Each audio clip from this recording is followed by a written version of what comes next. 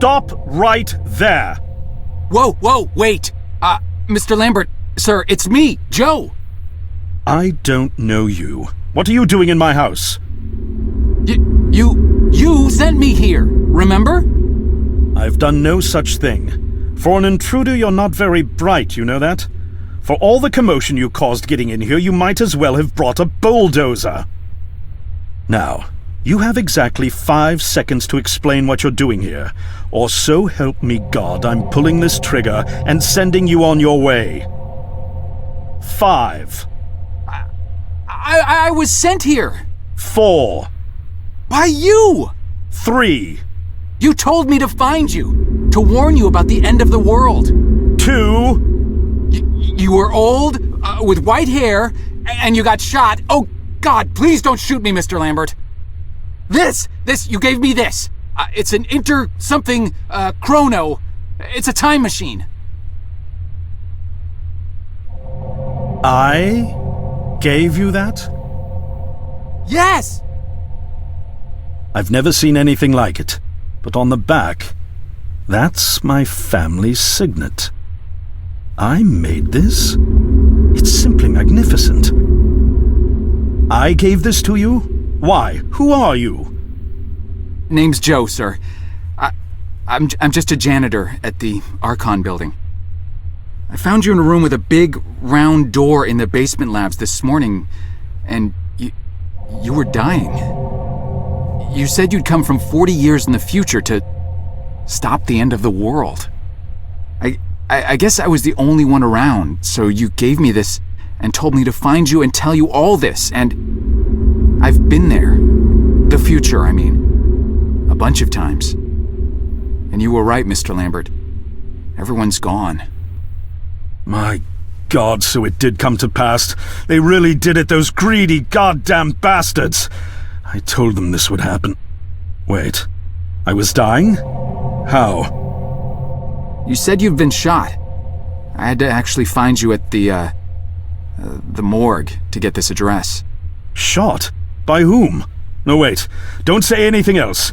You succeeded in finding me, which means anything you tell me from this point on could alter the course of action that brought you to my doorstep. The less I know, the better. So, you've seen the future. What did you see? It's like a bad dream, sir. Everyone's gone. Buildings are coming apart. It's all just quiet. What happened, Mr. Lambert? It is Dr. Lambert. And considering all the effort you just went through to find me, not to mention bearing witness to the horrific outcome of the biggest breakthrough in the history of science, I suppose I owe you some kind of explanation.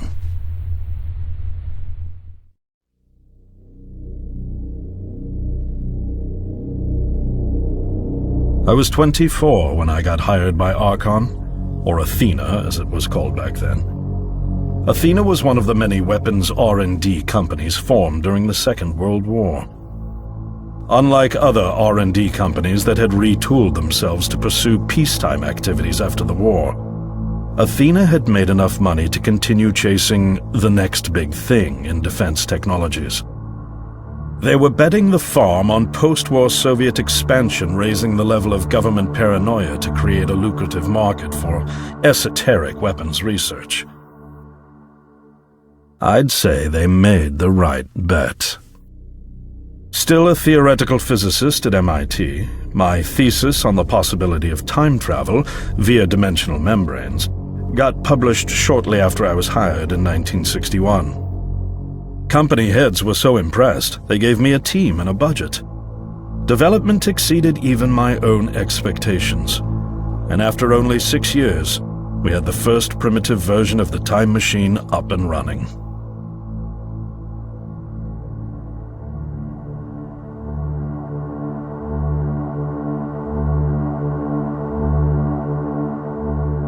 Our first successful trials involved sending simple objects into the future with a timed return.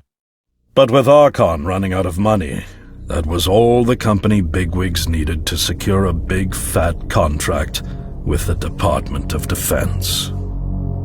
Apparently, we had sold them on the idea that the technology could be used to go back in time and strangle communism in its cradle.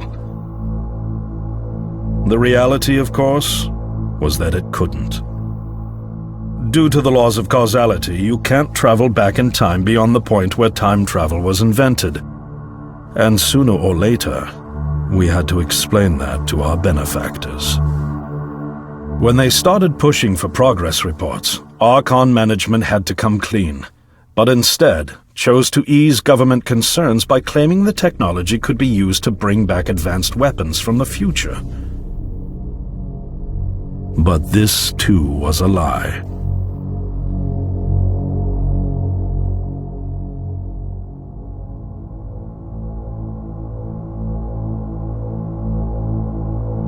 At this point, we'd already had our first of many human trials, and we knew there would be no weapons.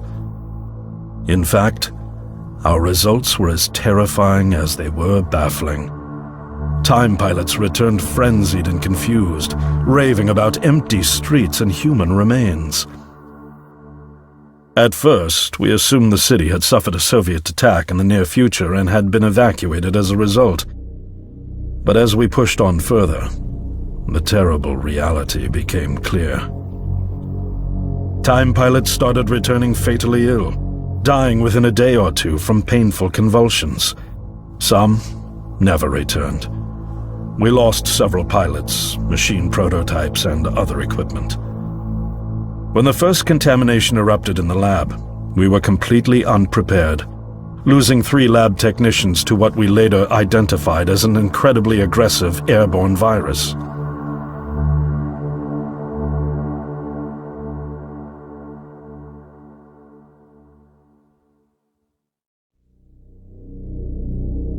Although we weren't equipped to handle biohazards of this magnitude, management insisted we contain and study it. To keep our pilots and the virus alive long enough to study, we co-opted experimental cryotechnology from another project, Lazarus, and established a makeshift virus lab. Once again, the bigwigs managed to spin our setbacks into a success story for the Department of Defense, now claiming that the virus could be cultivated for use as a biological weapon. The team threatened to resign, but outrage was swiftly quenched by promises of massive salary increases and stock options. I didn't take the bribe. I'd witnessed the lethal efficiency of the virus firsthand. I knew there was only one way this was going to end, so I handed in my resignation and set up shop out here. For over a year, I've been working to recreate the technology to bring me back in time and prevent mankind's extinction from ever happening.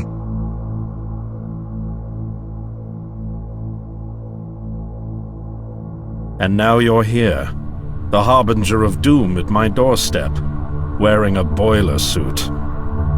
Who could have imagined that Judgment Day would begin like any other Monday in May? In any case, unfathomable as it may be that you were able to bring this information to me, knowing is only half the battle. Preventing the outbreak will require more than just your tenacity. Me? Wait, what?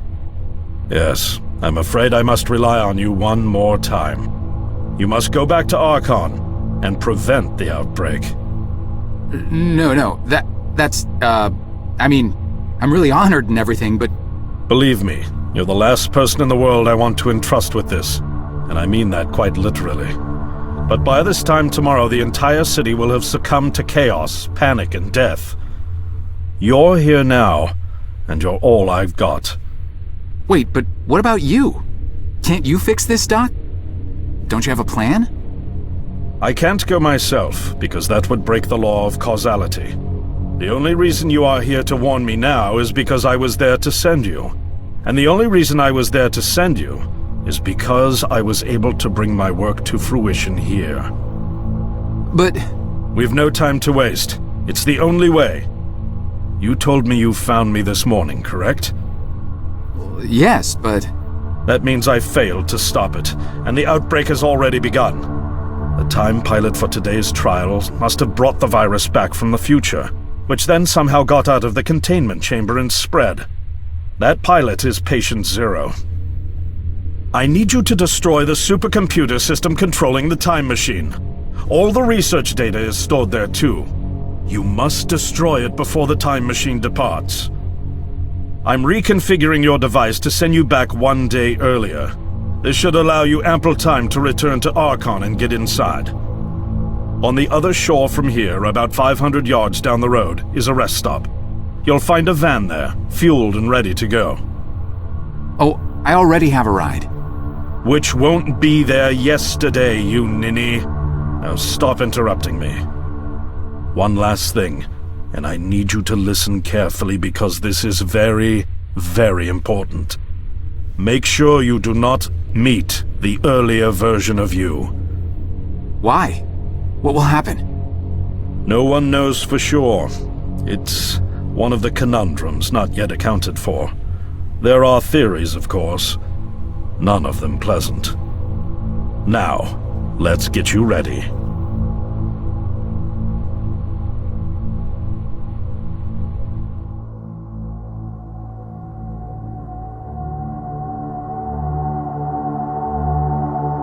How did I get myself into this? I nearly got killed trying to reach Dr. Lambert thinking he had a plan.